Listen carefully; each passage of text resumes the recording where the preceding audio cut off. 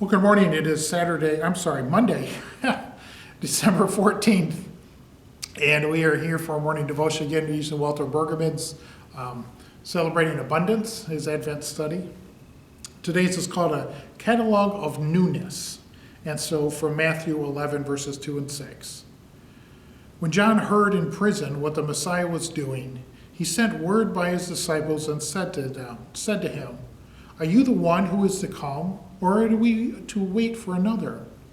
And Jesus answered them, "Go and tell John what you hear and see. The blind receive their sight, the lame walk, the lepers are cleansed, the deaf hear, the dead are raised, and the poor have good news brought to them. And blessed is anyone who takes no offense at me." The distance between John the Baptizer and Jesus is small, not more than a millimeter, but it is a space upon which our faith turns. It is a huge leap between Advent and preparation and the birth of newness in the Christ. It is not more than an instant. It is quick, and the world does not even notice. But it is the great leap of our life, moving from the serenity of John's season to the Jesus season, and the leap makes a big difference. The Jesus season for which we wait at Christmas, that we Christians count on and are baptized into, is a season of wondrous healing, of unexplained newness, of free gifts that will let us live whole, joyous lives. Jesus is too good to be true, and John, his cousin, cannot believe it. John is something of a theological terrorist whom King Herod has imprisoned and charged with disturbing the peace. From his jail cell, he sends an inquiry to his unbelievable cousin Jesus. "Are you the one who will make it all new? Are you real? Should we count on Christmas?" Jesus' answer is always prudent and cautious. "I am not sure I am the one, because the creeds will not be written for a long while yet. But let me give you data you need to make up your mind about your questions.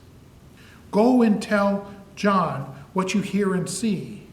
The blind receive sight, the lame walk, the lepers are cleansed, the deaf hear, the dead are raised, and the poor have been given good news."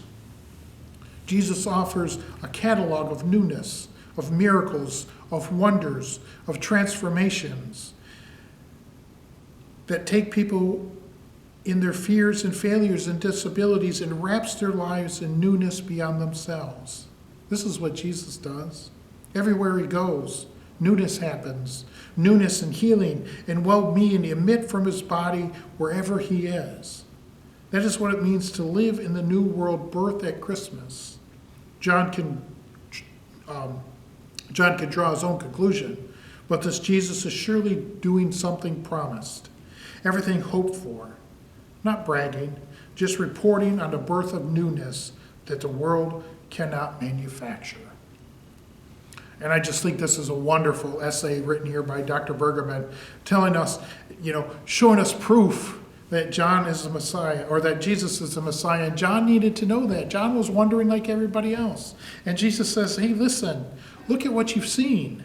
The blind receive sight, the lame walk, the lepers are cleansed, the deaf hear, the dead are raised." Who can do that?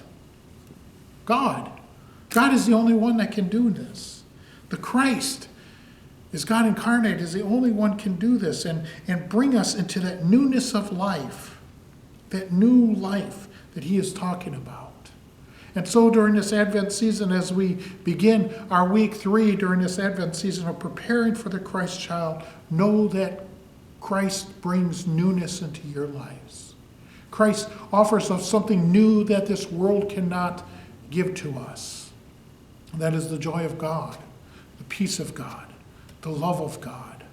All these things were manifest in this Christmas season, and this is a reminder to us as to why we celebrate. And so he ends with this prayer. "Prepare our hearts, O God, for the newness that is coming into the world. Open our eyes to the places is breaking out of our world and our lives, that we may know that we can count on Christmas." Amen.